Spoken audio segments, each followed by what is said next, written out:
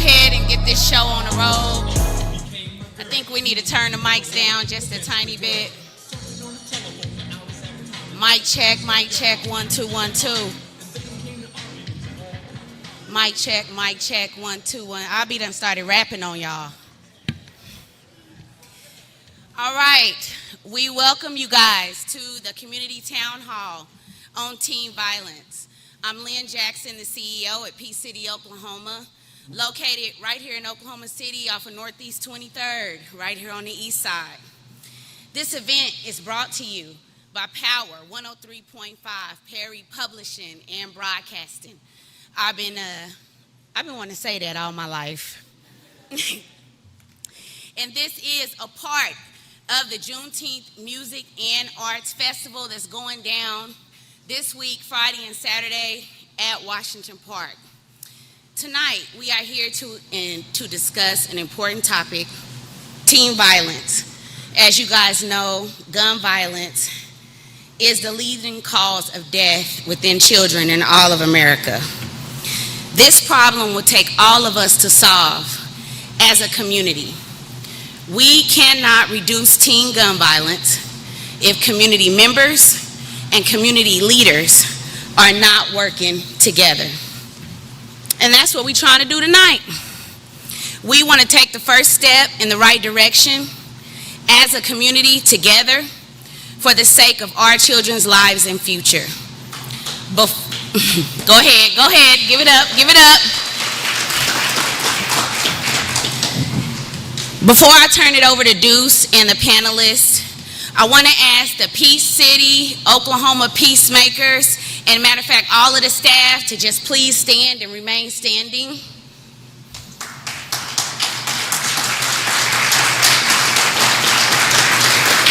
And I'm asking them to stand, not for recognition, but so that you guys can see the faces of our staff and know that we are here to help in whatever capacity that we are able to.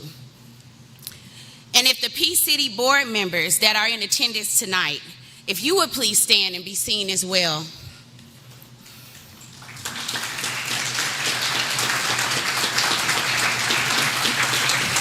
These are our respected leaders, our elders, and we want to thank them for their lifetime of commitment and service to our community.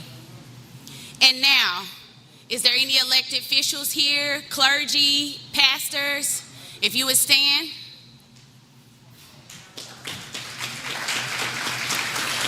We appreciate your leadership, especially on tonight. Thank you for showing up for us and showing up for the community.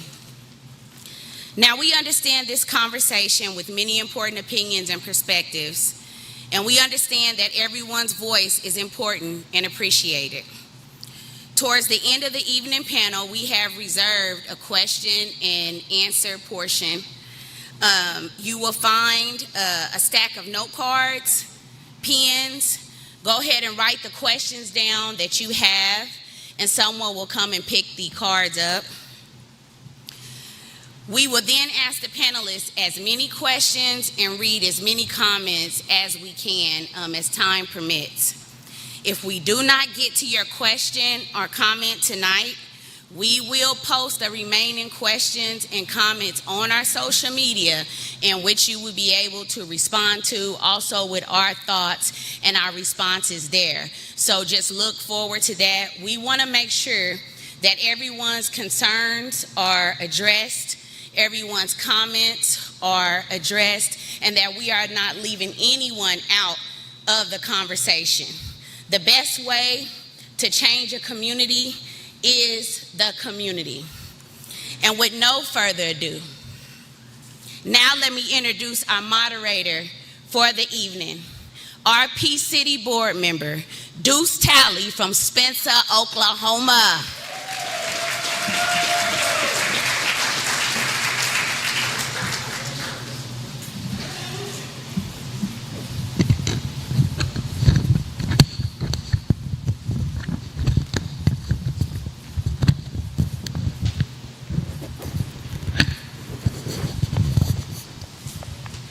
I'd like to thank everybody for coming out tonight. We're going to let the panel introduce themselves. What's up? Hello, can you hear me? Yeah, my name is Brandon Banks. I'm from the east side, Oklahoma City, man. I'm a east side peacemaker. Yeah, that's pretty much what I got. Mic not working. Mic's working. It's on Queen. That's crazy.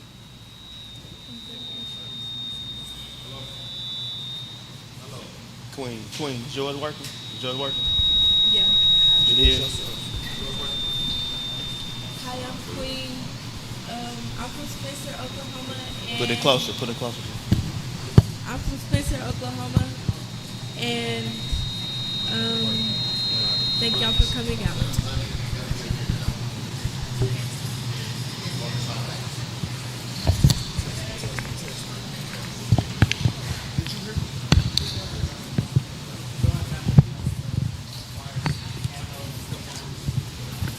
How long? Let's just get it sorted out. Okay.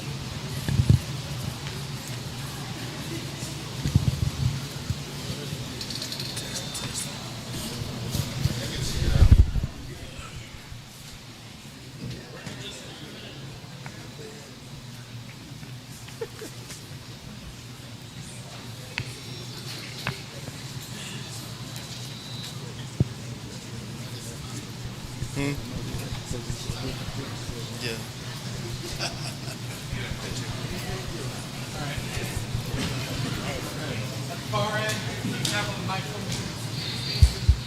Okay.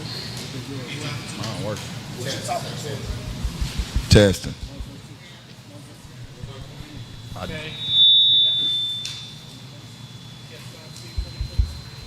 Testing. Testing, testing. Hey. It's on the line.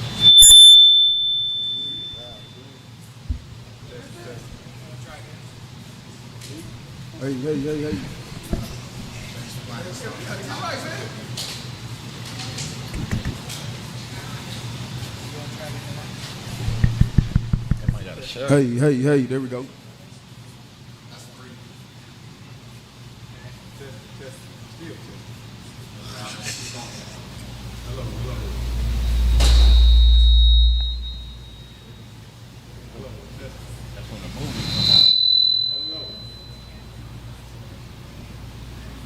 Just talk loud, we can hear you.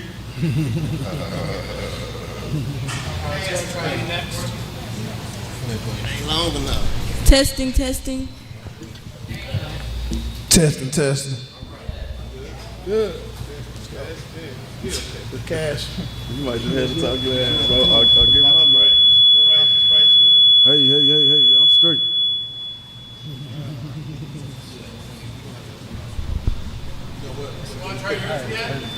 Testing. Hello. That's a little loud. Testing.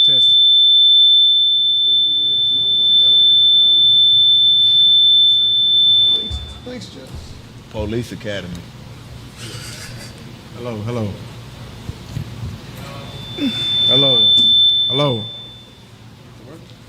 Testing.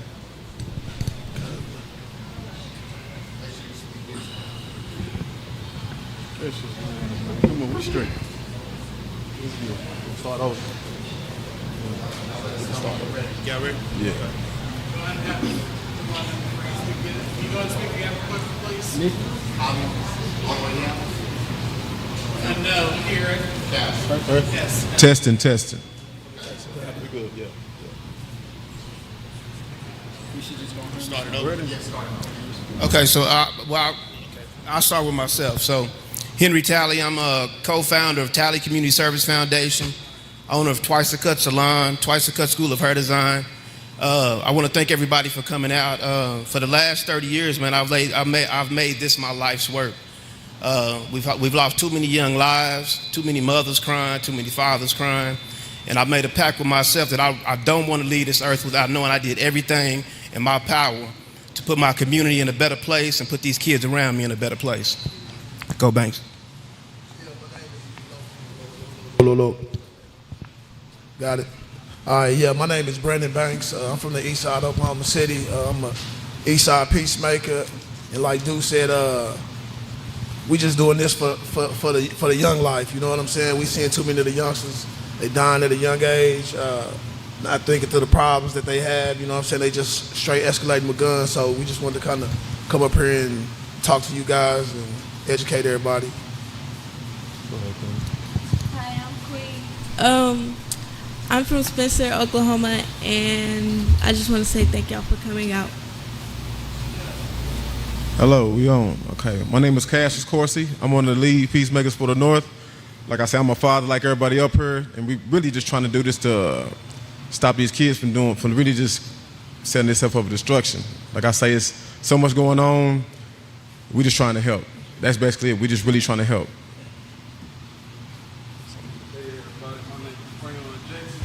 I'm originally from Texas. I'm coming from Lawton, Oklahoma. So today I stand as a lived experience expert with experience in the juvenile justice system. So I go to all the juveniles in Oklahoma as a mentor. I run a 10-week program called Boys to Man. And today I'm standing with my brothers to talk about the violence that's going around right now. So with my lived experience, I accidentally took a life when I was 15 years old. When I was 18 years old, I had got sentenced 20 years. I appealed and I came home. So this is what I'm doing with my second chance. So we'll pass to the Marcel right here.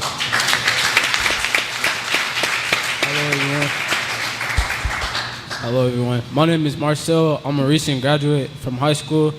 I'm off the east side. I just came here today to help myself and my fellow friends and everybody, every young person I know, change their life.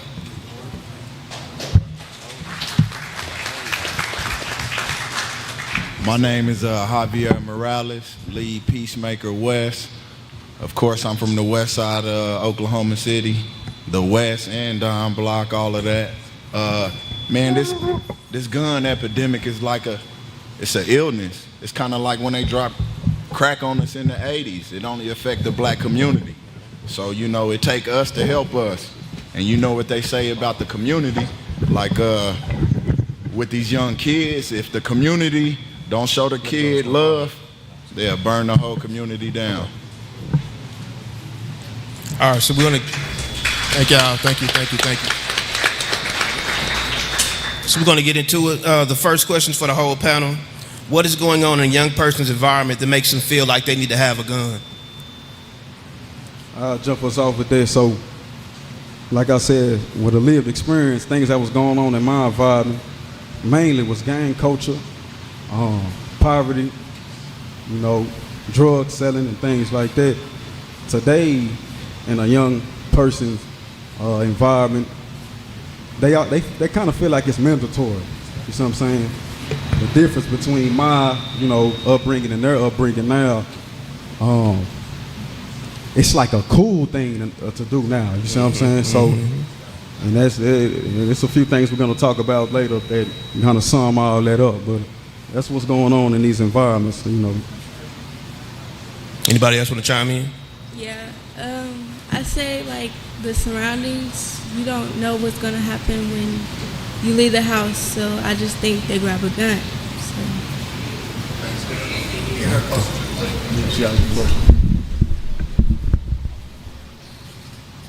Okay, that was it. Okay, yeah, go Marcel. Most kids feel like that war with everybody, like it's me versus the world. Like most people feel like it's mandatory to have a gun because like you wake up, you see another person with a gun, you don't know what to do. Your first example is shoot or move around. Okay, thank you. So the next question is going to be for the youth. What do adults not understand about what's going on with youth violence? I would say like when parents don't understand, like when you leave the house, you don't know what's going to happen. I'm sorry, I didn't hear that. What did you say? Parents don't know what's going to happen when you leave the house. Parents don't know what's going to happen when you leave the house, or like, yeah, that's all I have for that question. Honestly, the parents may not take it serious till somebody die. you know, since this their little boy or their son, they don't really understand that this little boy may really be in the streets. You see what I'm saying? So they just don't understand or take what he's doing or what he go through serious until something happens. So and that's kind of don't wake up until somebody dies. That's correct. That's correct. Yeah. Anybody else? Y'all good? Okay. All right. The next question. What do you see going on with the amount of guns and how available guns are to the youth today? Because it's a very, very big problem. That's deep, brother. It seems like these kids can get a hold of a gun before they can get a hold of a pack of cigarettes. You know what I mean? Yeah. Like guns is so available. Even us as, you know, the older generation, leaving guns in our cars for these kids to break in, making them accessible. Mm-hmm. You know what I mean? Yeah. Anybody else want to chime in? Now, we had a discussion the other night about backpacks and about the ski masks pertaining to being concealed, guns being concealed in the backpacks. What's y'all take on that? My personal take on that is I feel like it's a bad look. You know, I know the youngsters try to compare it to when we were young, the sagging era, but it's not the same as the sagging era, because the sag didn't cost nobody their life or cause somebody to get harmed. You know what I mean? So with them hoodies not a good look when it's 90-degree weather and you out here in a hoodie. Yes, sir. Even if you are just an innocent kid, you still look like a target of an enemy. We're not talking about the police. We're talking about them bullets. People shooting them bullets. So, like, you know, you in a neighborhood that you know you don't belong in. What I mean by that is these kids taking their neighborhoods and where they from seriously. Mm-hmm. So if you somewhere you know you don't belong, probably trying to see a little lady friend or something like that, and you got your hoodie in your backpack and you trying to tell them you neutral, well, your attire don't speak the same thing. Right. Because if I'm just a homeowner and a father and I'm in the backyard barbecuing and my camera go off and I go up front and I see two backpacks and a hoodie go by, I'm gonna be suspicious of you. Mm-hmm. And it's not because of your race. I'm the same race, but it's because of that attire. And we all know what really be in them backpacks for the kids that are living that life. Yeah. Let's get a perspective from the young kings and queens on the panel.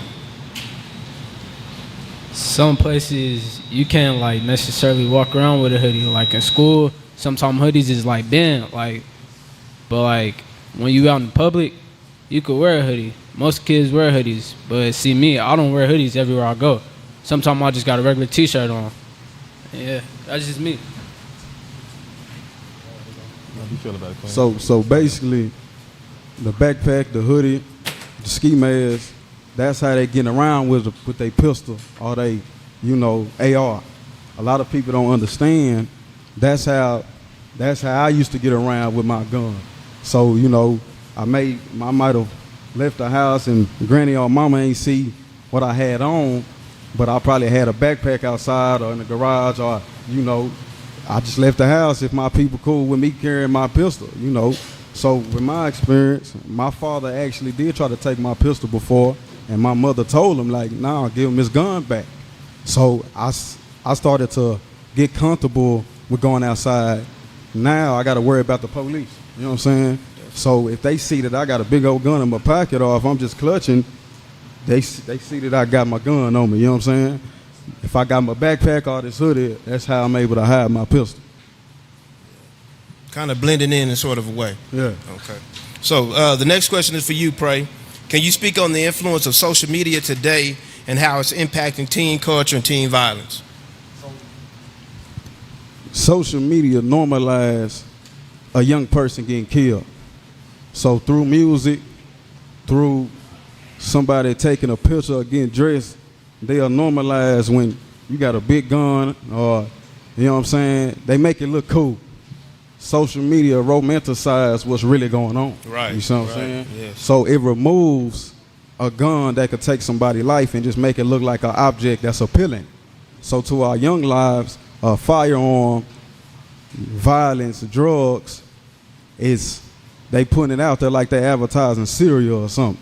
You see what I'm saying? So it's just all advertised through social media, and it's making the violence, you know, accepted.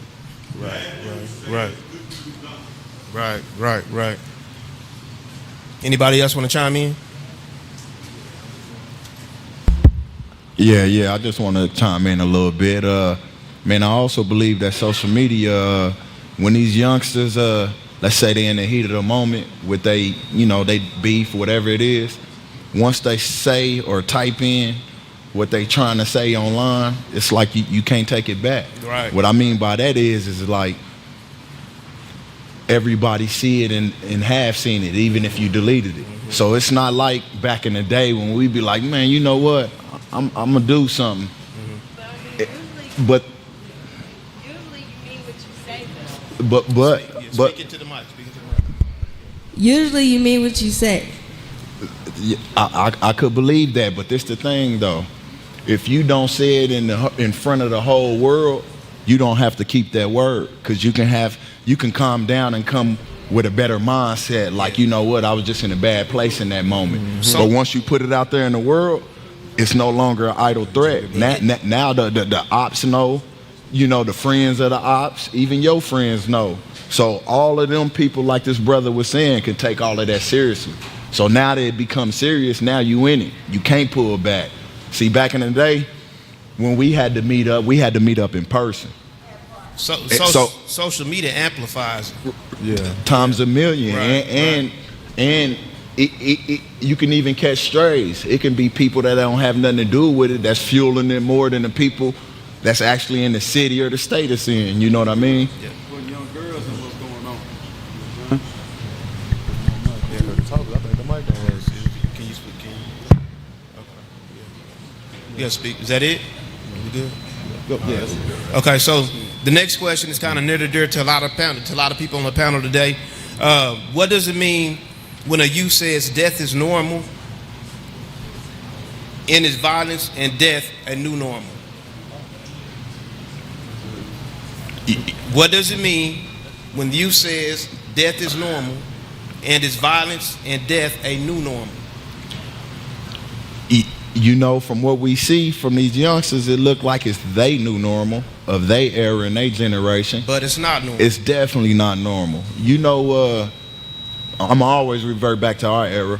When we were younger and somebody passed away, man, we cried for, cried and mourned for at least a good week. Definitely. Like on a human note. Mm-hmm. We wasn't thinking revenge right then. We still mourning our lost one. Yeah. Mm-hmm. You know what I mean? So it's kind of like you had an interesting point on grieving and not being able to grieve. Yeah, everybody don't grieve the same way. Right, So the person who mad for this era that's ready to go ride, they might grieve differently. Mm-hmm. You know what I mean? Mm-hmm. So I might not grieve like you. You might need more time. So, and you might be emotional right now. You know what I mean? So if we all get on that same page without properly grieving, you know what I mean? When you grieve the proper way, right, man, you don't desensitize. Right. You know what I thought was powerful the other night when we spoke on this? You talked about the person that might want to grieve, but around his friends, they acting so hard that he can't. Hey, man, that's almost every youngster that we see that's in the definitely in the collective. Speak on that.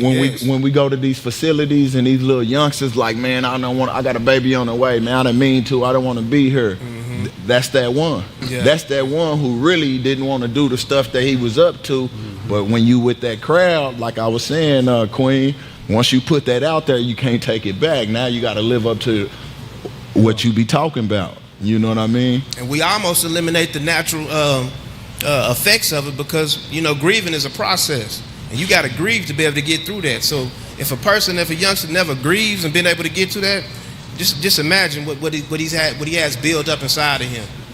Yeah. Is that anybody else on the panel want to speak on that? Come on, I'll say something. So why they think it's normal though, because that's what they see more than kids going to school or kids going to the park or kids even going to church. So it's normal if my peer just went to jail for murder, or it's normal if my cousins got killed or shot by what's her name. So it kind of go with social media, because as soon as you get on social media, you see that he got a dead homie, you see that he got a dead cousin, you see that he got a dead sister, you see that they saying free him, free all of them. So this is like all we know before we see a lot of our peers go to college or our peers grow up to become somebody.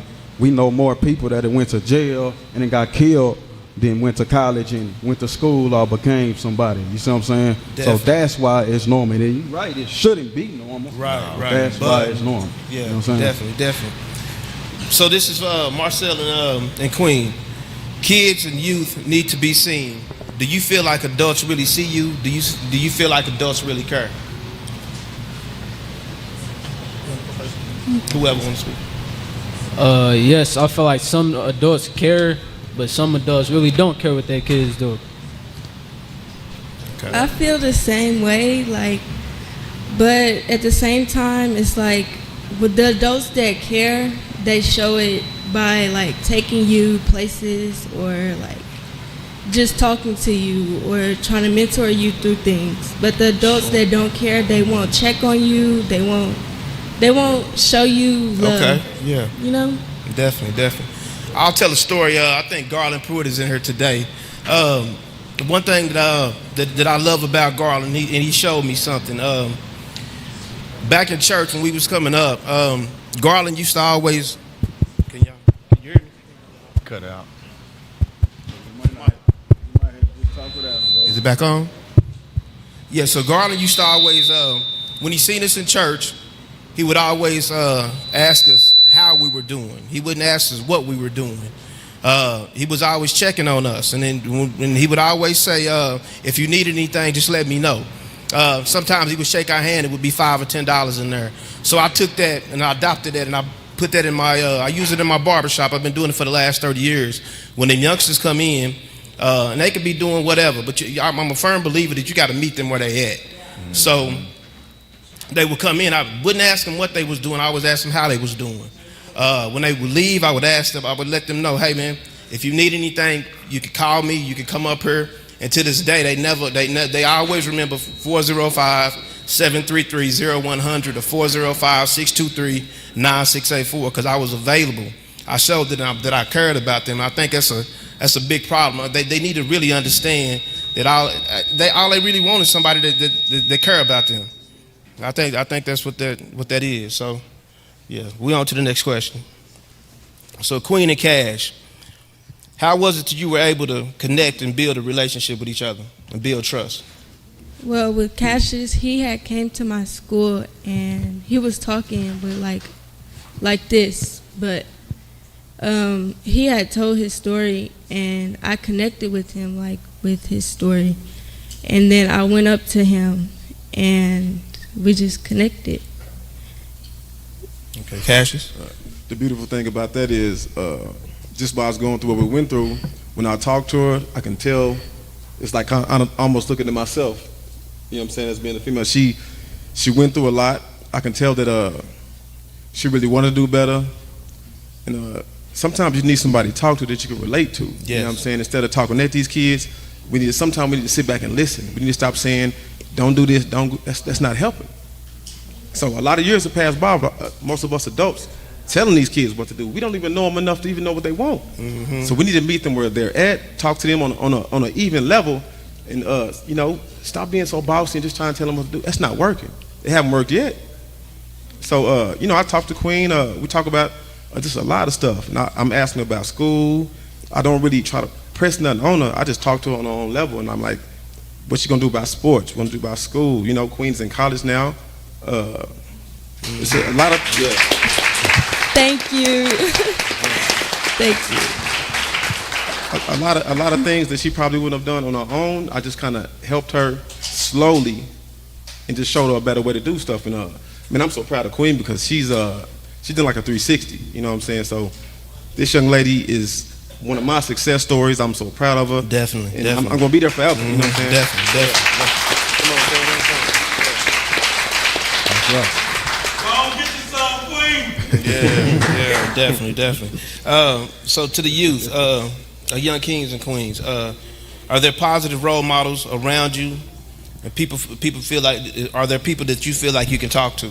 No, but I feel like I have Cassius, so that's good enough. Okay, good deal. I love that. Marcel, pray. For me, yes, I have my uncles. I have like a lot of people throughout school. Like shout out Mr. Neff. Mr. Neff. He tried to send me to college, but I told him it wasn't for me. And he understood that. And there's a lot of people like my principals. All throughout high school, people tried to pull me in the right way.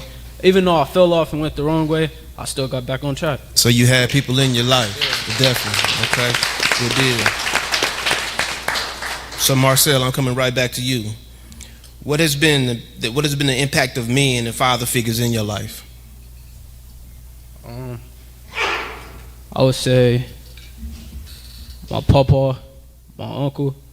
My uncle played a father role, a real father role. Always making sure I got my head on straight, making sure I got a little money in my pockets, make sure I'm staying out of trouble, Yeah, that's it. And Banks, can you speak on your relationship with Marcel? Like you said, man, Marcel kind of, I always knew he was a good kid, man. It was just the outside influences that was around him. It was the environment that he was in. It wasn't at home, it was at school, just, trying to fit in, trying to be cool, you know what I'm saying? But luckily, he started fighting, you know what I'm saying? So he was building a little reputation, and I was kind of seeing it. And so I just made sure I stayed on him and let him know that I understood, let him know that me, myself, he'll see me getting the respect I got, but realize I never gangbang, I never did none of that. I fell in love with sports.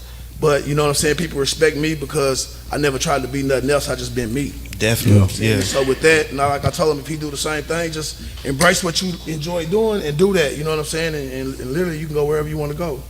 Definitely. Anybody else want to chime in? We good? Okay. All right, Banks, we're coming right back to you. How do you see emotional intelligence and emotional control playing out in teen violence? I mean, I think it's everything. You know what I'm saying? I think even as adults, we work on controlling our emotions in adverse situations where people push our buttons. You know what I'm saying? And how you react to that situation is really life changing. Like we was talking about, like it's the difference between making it home and not. Yes. You know what I'm saying? Like they used to always say, it's harder to walk away. You know what I'm saying? And I never realized that because, like Javi said, back in our day, you had to fight your way through stuff, you know what I'm saying? So like almost walking away was almost like you was a punk. But as you get older, you realize how hard it really is to walk away from situations that really get to you. So like when we talk to them, we try to kind of meet them where they at. Like y'all kind of said, we know you ain't gonna fully understand the emotional intelligence and getting it right now, but you just want to put that little nugget in your head so you can kind of work on building your way where you can control it like you want to. Yeah. And later on, they can lean on that. Yeah, definitely. All right, to the panel. Let's talk about family and parents. We know the home life is important. What do you see going on in the home before a young person goes down the wrong path? Anybody want to chime in first? I feel like in the home, the adults, we got to take more responsibility of what's going on. The kids, they need both parents. They can't make it with just one, they need both. Definitely. So with that being said, us mothers and fathers got to figure out a way, even though we're not in the same house, we got to figure out a way to raise these kids in separate houses but still make it work. So, we need to figure out, we need to get equal time or something because these kids, they're getting one thing from this house that they're not getting from the other house. We need both. So these young boys, they need their fathers. You know what I'm saying? They need to understand that when something happens, you shouldn't just lash out because I don't mean to sound mean nothing, but that's like a female trait for our young sons to just, when they're around their mothers a lot, they're gonna quick to get the arguing and that'll get you killed nowadays. You can't keep going back. These little boys, they'll kill you. So we just need to get the parents to figure out a way to establish something we can equally raise these kids together. Even though we're not in the same house, we still have to figure it out. Right. Definitely. Yeah. Anybody else want to chime in? Yeah. Also, a lot of parents, like to tell their son or daughter, that they grown and they the kid. That right there, I understand it, and that's correct. But that'll still remove that kid to come to you about what he or she really going through. You see what I'm saying? And then since you still looking at this young fella or this young girl like they just some little kid, they outside doing more things than you. You see what I'm saying? Mm-hmm. So we have to bridge that gap. You know, I'm a young father. You know, I'm in my early 20s and I got 2. So, and I get into it with my mother every day, and she still hit me with that. She grown, but she don't. I ain't gonna say respect. She just don't accept the man that I grew and raised myself to be, to where we don't meet eye to eye. So it took for me to have to leave the house, grow up in jail, restructure myself, come home, and just create my own society. Okay. And that's because I came from a household where everything was accepted, or I'm grown, sit down, or I'm grown, or they not at the house, or my mama probably at a whole nother household with her other kids and the other father. You see what I'm saying? And I'm with my granny. Right. So it's things like that you know what I'm saying? We got to bridge that gap. We got to get back to being parents and not friends. Yeah, definitely, definitely. You know, we worried about being cool with our kids instead of worrying about if they're gonna make it back home or not. Yeah, too. So we gotta get back to that, because I know me growing up, we didn't have a choice what we ate. You know, when my mama cooked, my granny cooked, you gonna eat that. Yeah, right, right. There's nothing else. So you know, we just gotta get back to being their parents instead of their friend right now. Mm-hmm. Okay. So let's speak on this. Now we know that even with the best parenting, a teen can still be influenced down the wrong path. How do we deal with that as parents? I mean, I think that's, like we said, it's the community, man. Like even with like Marcel, like I'm always embrace his partners. You know what I'm saying? Because even if you raise him right, it's always gonna be that one partner in the clique that's gonna influence him. So like you got to have that balance of, you got to let him see a little bit of something, but I know we want to hold him back from everything and not let him see everything, but we got to let him see a little bit. Especially a boy, he got to bump his head a little bit, or he's just gonna fall for anything that one of his partners throw in his face, and next thing you know, he might be the getaway driver. And next thing you know, now you got murdered and you ain't did nothing, but you was there. You know what I'm saying? Because you riding with your partner. These kids listen a lot more than we give them credit for. Mm-hmm. A lot of time when I was younger, I would do stuff just to keep it 100, to get a reaction out of Deuce. Now, I listened to everything he said, but in front of his face, I act like I didn't. But we'd be on our way to do something dumb, and I would stop. Because I was more worried about him being mad at me than my homies thinking I was cool. So I would stop. So we listen, you know what I'm saying? You just got to stay on that. We got to stay on them like he stayed on us. Definitely. Yeah. Javier? Man, we got to enlighten these youngsters that they doing the KKK's work. They killing their own people. They killing people that look just like them. For sure. Definitely, you know, definitely. They got to be accountable to know that they part of the massacre that we've been fighting for all this time. For sure, you know what I sure, mean? We was just voting the other day to get some changes. Yeah. So you know, they got to be accountable to know that they got to change within their heart. That's the only way this really gonna change. Definitely. If not, they eradicating their own generation in error. Okay, definitely. So, Queen, Pray, and Marcel, is it important to have places where kids can go? Are there many places like that in the community that you feel like kids can go? It's very important. You know, I'm like 4 to 5 years older than them. But so when I was coming up, I still had to go to church on Sundays. We still had right.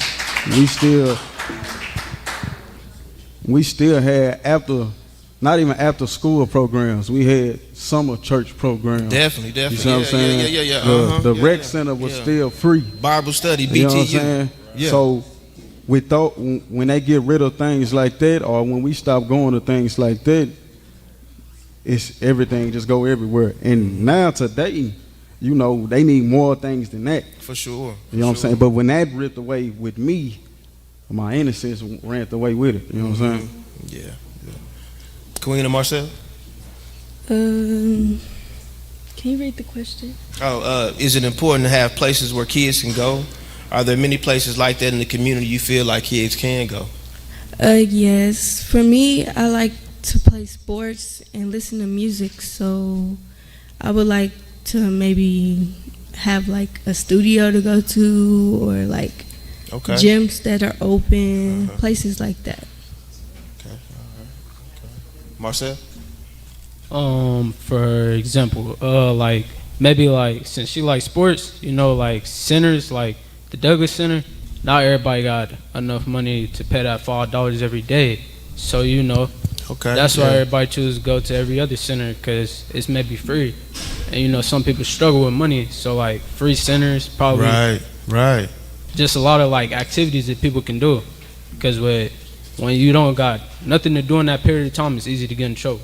Definitely. Then sometimes I really believe as adults, you know, I think everybody really thinking too hard. They don't really have no hobbies.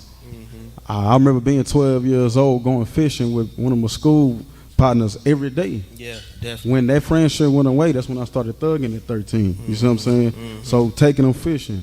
I know up here in the city, you know, we got all these other areas in Oklahoma, horses. Those hobbies really do matter. You know what I'm saying? So they go with it though. Now, Marcel, you said you mentioned the Urban Bridge, right, or something like that? Oh yeah, the Urban Bridge is from, I believe. Well, I don't know the age on it now, but like the Urban Bridge, they got a studio, tutoring. They take them on field trips and stuff like that. So yeah. Okay, all right. So Javier, this question is for you.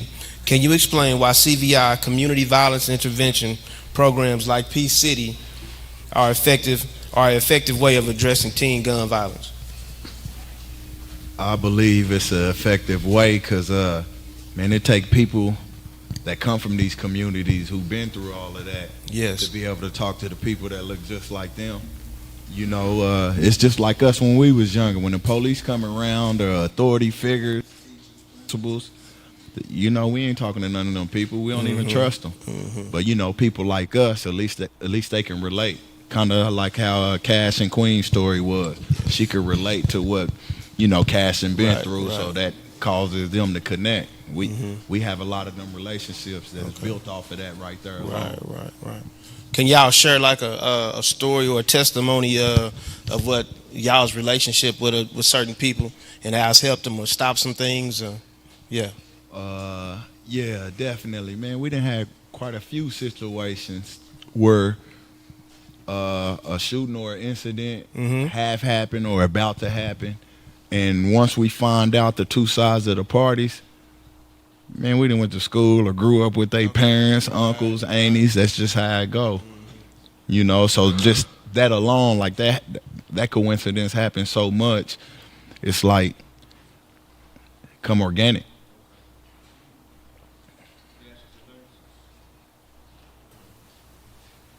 Ask the question again.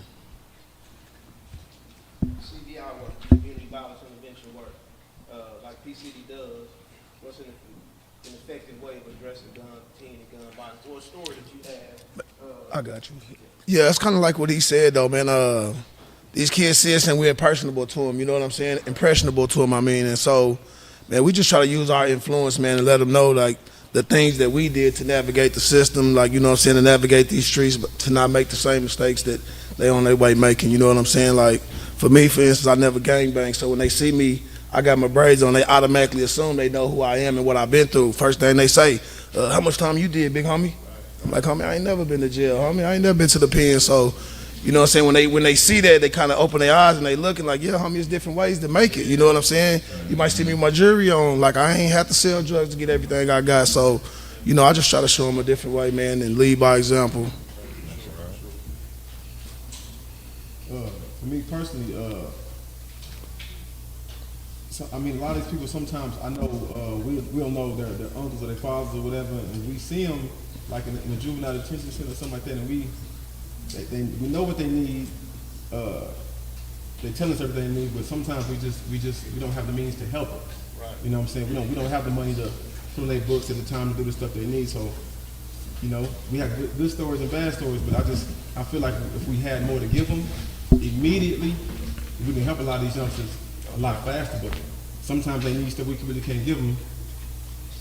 Very happy they take care of. Yes. I just feel like a lot of times they need stuff immediately. We can't give it to them. They don't have that much time. I feel like stuff is happening so fast. If we don't get to them immediately, we're going to lose. So, Pray, this question is for you. Yeah. We know that in a big way, the problem is a resource problem. A lack of resources in our community. Thank you, bro. And you've been in the system, and now you work on the system side. Can you share some of your perspectives with us? Yeah, so The first thing I kind of want to ask y'all, did y'all all vote yesterday? Okay. Yeah, good deal. Good deal. Yeah. Okay. See, what we don't understand, though, it was only a few of y'all that raised y'all hands. Y'all got loud, but only a few of y'all raised y'all hands. Look, so now that I'm on the system side, when it comes to organizations and nonprofits like this, they only able to stand up here because of their funding. If funding rip away, everything goes away. So I know back then y'all probably seen great nonprofits and great organizations that was leading and doing things in the streets, but out of nowhere they disappeared, and they ain't give up. The funding just went away. You see what I'm saying? So if the funding go away, how can we stay consistent? Right. And if the community don't know anything about this, the community just gonna keep getting affected. But if the community was to vote on who our community leaders are, we also get to vote on what funding stay in place. You know what I'm saying?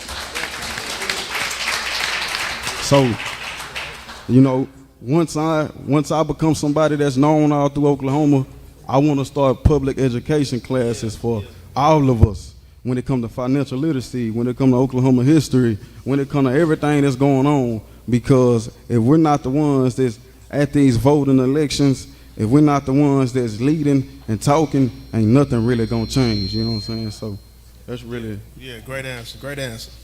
Javier, what are some of the critical missing resources in the community, and what partners do you work with to help your clients obtain needed resources? We locked in with Diversion Hub.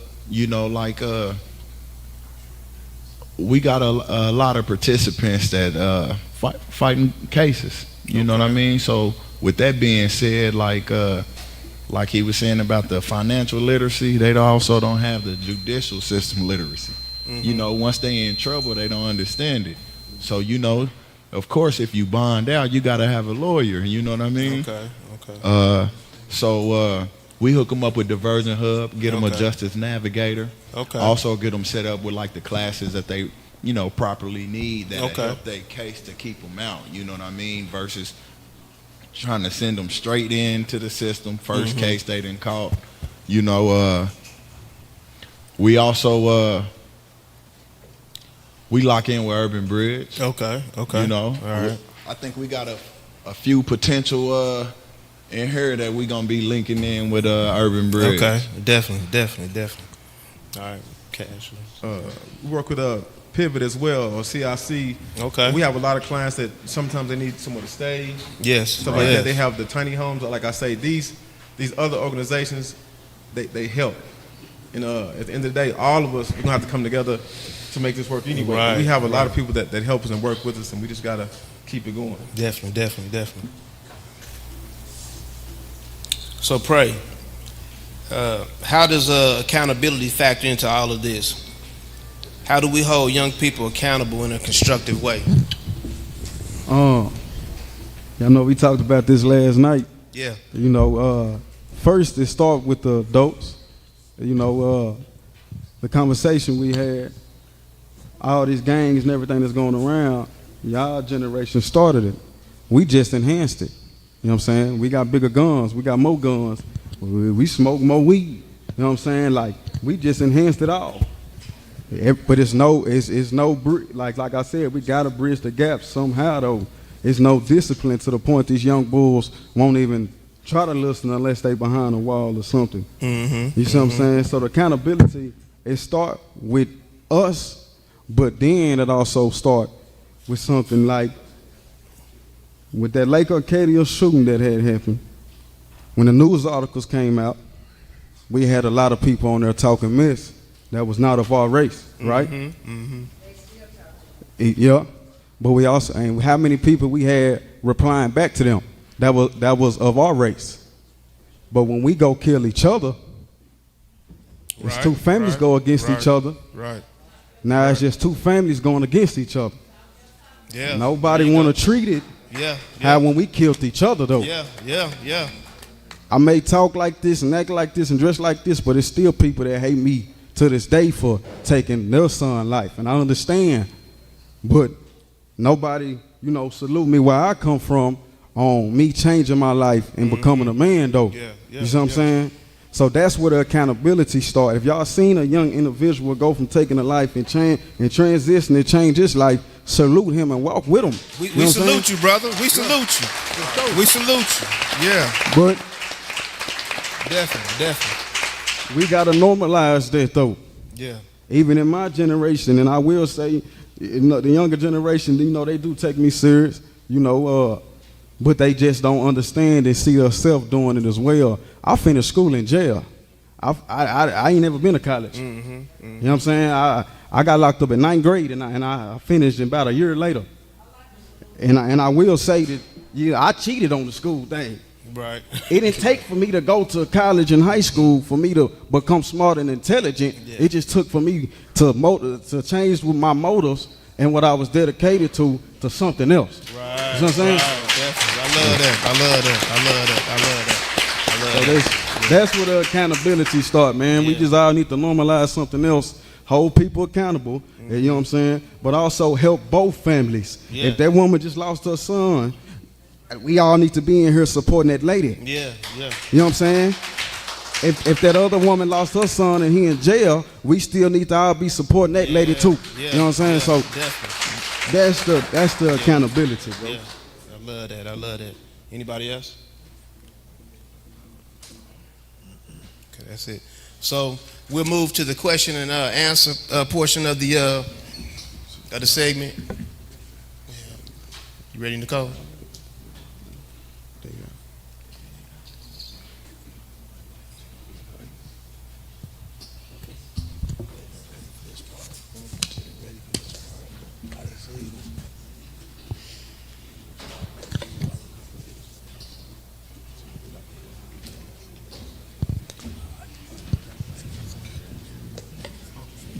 Yeah, yes. That's right. Back there behind you, him behind you. Tell me. Get this. He's over there pulling his hair.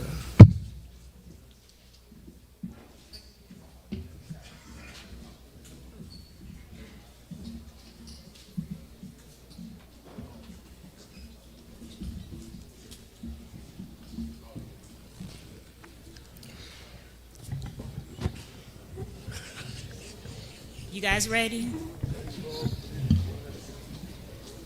What advice or instruction do you have for ex-gang members who feel they cannot move around without a gun, leading to more charges?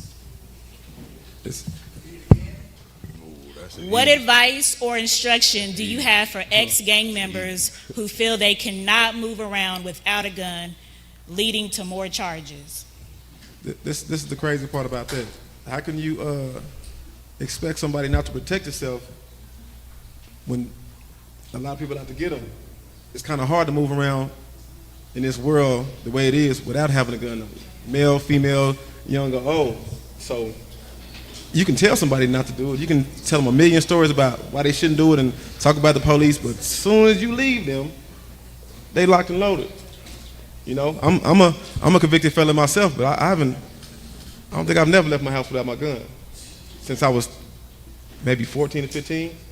So I would be lying to somebody if I told them, you know, I can tell them and I can have all the great intentions, but you know, it's like what you gonna do without it? You almost have to have it. It's like putting your shoes on. You know what I'm saying? It's crazy. It's not right, but that's just the way the world is we're living in now. That's why we got to get to these kids. We got to get younger now and try to fix it now. When these kids get 12 or 13, it's almost too late. We need to get these kids when they're like 4 and 5. I told a lady a long time ago, we should almost be in the delivery room when they're having these babies and start helping them then. Yeah, man, for real. Yeah, so. Yeah, I was gonna say that, bro.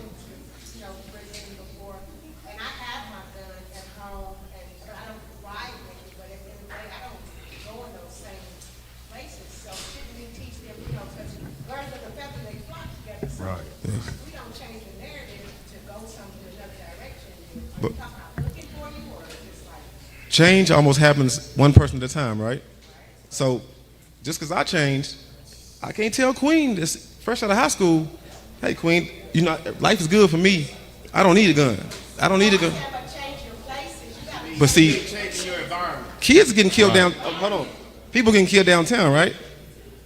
People getting killed downtown, by the church, behind the church, at the store. So what I'm saying is, it's good for us to change, but we can't grab them every day and walk them every day. You know what I'm saying? So, like I said, it all starts in the house first. We got to fix the house. Then it can trickle out. Home first. Don't do it. Take control.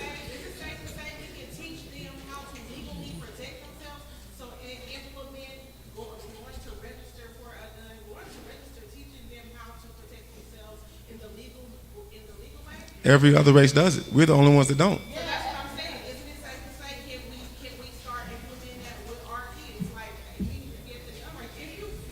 Hold on. I'm so sorry.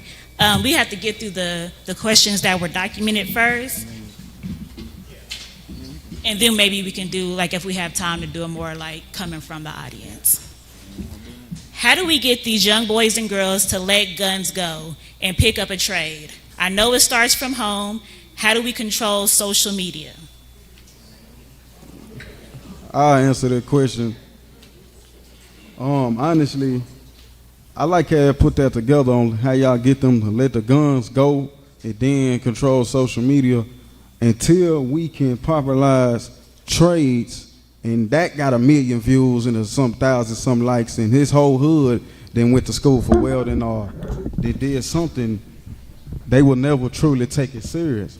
No young fella is gonna really take that serious of somebody going to school to get a trade unless that's all over social media. So if we have any adults or if we have any young adults that did get out the streets and go to school, how can we support that young adult and put them on there as the role model and to bridge the gap and bring them other kids over? You see what I'm saying?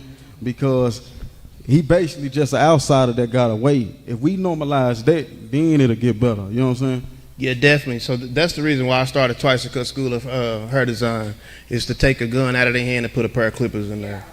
So we got to start, like they saying, with vocational stuff, and we got to pour into these kids. We almost need to develop a pipeline with all the plumbers, the black plumbers we know, the electricians we know, a mentorship program to where, you know, they can shadow these men. You know, I'm on the verge of starting something like that. So, you know, we can guide them in the right direction. Okay. This question is for Prey. It's a two-part question. Do you feel anger had anything to do with you reaching for a gun?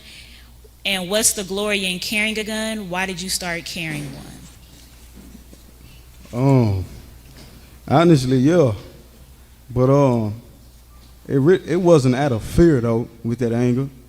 The anger was just that, you know, I was angry, you know what I'm saying?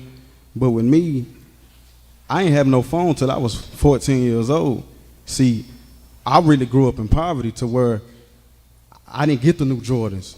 I don't even got a mall in my city. You know what I'm saying? So I was thugging for real. So with that, it really started with a stepfather. See, where I come from, it ain't no such thing as having two daddies. You see what I'm saying? So I always looked at every other man that my mother was messing with as an opposite of somebody that I was into it with. You see what I'm saying? And since he was doing a lot of things, ended up going to prison for selling a lot of pounds of weed, I saw him with a bunch of guns. You know what I'm saying? So at that time, the first time I really had a firearm was for him. You feel me? But he ended up going to prison, so I kind of got saved early. Mm-hmm. But as I got into the streets, I had ran into one incident to where the dude I got into it with when we was fighting, he pulled a gun out on me. And since I already grew up fearless, I still charged him and still decided to fight him. So we fighting while he got a pistol in his arm, in his hand, and at that second I knew that I need to have my own gun. You know, so that's really my story of guns though. This question is for the peacemakers. How do we get gang culture to stop? It seems like it's a never-ending cycle because people have lost loved ones and may have shed blood themselves. How has conversations with OGs and current gang members been? Are they realizing their impact? and now their influence can be used in a more positive way? I don't necessarily think you can get it to stop because, you know, a gang can be just a group of friends from a community, and they can be considered a gang. Actually, we need to bring honor and codes back. You know, it was certain things back in the day at my age, like anything I wanted to actually do that was really wrong, I had to get it approved. And what I mean by approved, if the big homies them didn't approve it, then I knew not to do it. And even if I wanted to go against the grain and still do it, I knew for a fact what was guaranteed, which was the consequences of that. You know, that's what we need, order. You know, because being proud of where you come from is a good thing. You know what I mean? So being a part of a gang don't mean you necessarily a bad person. You could be, like Prey was saying, you could be the homie that had your whole hood welding. You go get your degree and get the welding, and you know, now you done put the homies on to the school. Or you be the first one out the community to go get a job. Now your job hiring. Now you hiring a couple of homies. Now I got Wiz Deuce up there working with from my community. You know what I mean? Yeah. But before Cash the Banks, but tell them how you grew up. Tell them about the choices you didn't have, because that's all you knew. Right. To tell them that. Yeah, definitely. You know, growing up in where I grew up from, all my big brothers were the G's. You know, even my sisters them was from my set. You know, so like to me, and I'm the youngest of my brothers and sisters. So as me growing up, to me it looked like family. So every time we together, when my cousins them come over, it's family. But you know, I know what side of town I'm from. It's family, but I'm from the west side. So with that being said, the gang culture felt like family because it was my family per se. Yeah. So that alone, I never thought outside the box like Deuce was saying. The whole time I was a committed gang member, being bred and never knew. You know, by the time I did realize it, I already love my culture and what I'm doing. You know, the only good thing inside of that is, man, you know, I'm not saying this for the youth, but for me, prison was the best thing to help me. Because it got you away from that. It definitely got me away. Realization. And one thing about prison, it's respect in there. All these tough guys out here, everybody in there tough. Everybody in there mad. Everybody gang banging. Right. So, you know, in there, everybody real mannerable. And like I said, kind of like with my hood, if I done anything wrong that I didn't get approved of when I was younger, I got disciplined for that. That's the same in prison. Right. All these dudes doing things wrong, they getting disciplined in there. They learn it the hard way in there. Okay, yeah. Cassius or Banks? In my neighborhood, well, first of all, we need to get the gangs to slow down. We're talking about stopping them. We got to figure out a way to slow it down. Yeah. But like I say, in my neighborhood growing up, we all play sports. Every Sunday we got to meet. We go to the park and we play sports. So sports saved a lot of us. And some of us that were actually decent at sports, some of our older homies, they told us, "Nah, man, you go this way. Like, you go over here." So with that being said, some of us don't have the luxury of having older homies that are actually good guys. So you can't really pick which big homies choose you. I got lucky. The ones that did choose me, they like, "Nah, man, you're not doing that." Everybody get put on. You know what I'm saying? Like, so you're not doing that. You from the hood, yeah, but nah, not you. Right. So I got lucky, but everybody don't have that luxury. So the ones that don't, I watch some of my other homeboys, you know, take the other road, and it's bad. And I think you got to have a person in your life. So growing up in Dungee, I wanted to be the alternative to that.